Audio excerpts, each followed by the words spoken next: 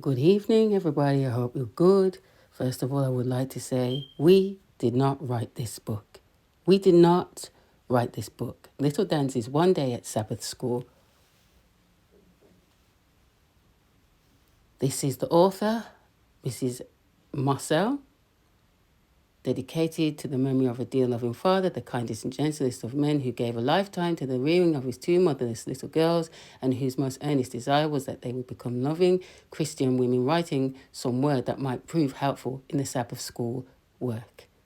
This is the little story, printed with the desire that it may teach some lessons of patient, waiting and loving sacrifice. This story is the outgrowth of the impression made upon the author by a sermon preached by Bishop Abraham Grant, D.D., at Union AME Church, Philadelphia, May 94, drawing the pastorate Reverend J. Albert Johnson, now pastor of the Metropolitan Church, Washington, D.C. It has always proved of interest to the little ones at home and to their playmates also. It is now given to a wider circle of the little Sabbath school pupils with the hope that they may carry blessings with it. Mrs. N.F. Marcel.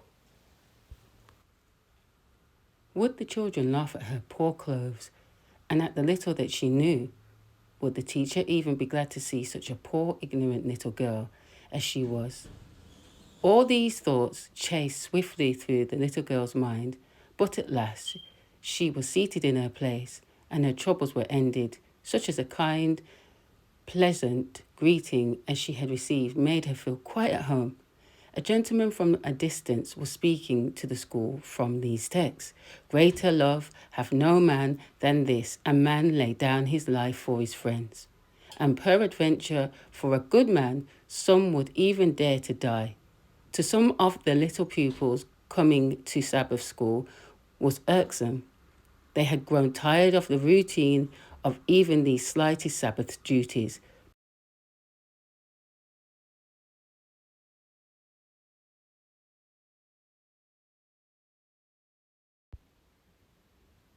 The kind voice of the pastor had charmed our little girl. The words he had chosen were so simple that she had understood them all.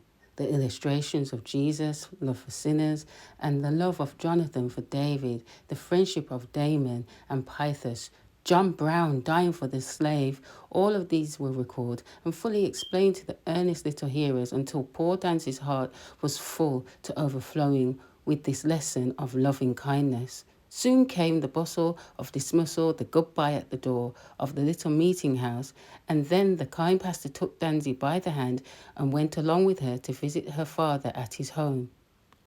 When she knelt by her little bed at night, she asked Jesus to make her like those of whom the good pastor has spoken, willingly even to die for Christ.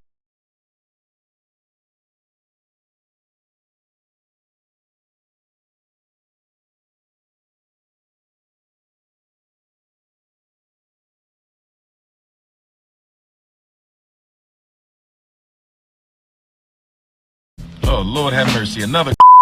Your core will activate. It only takes a little bit of right brainwash to activate the in the average Negro.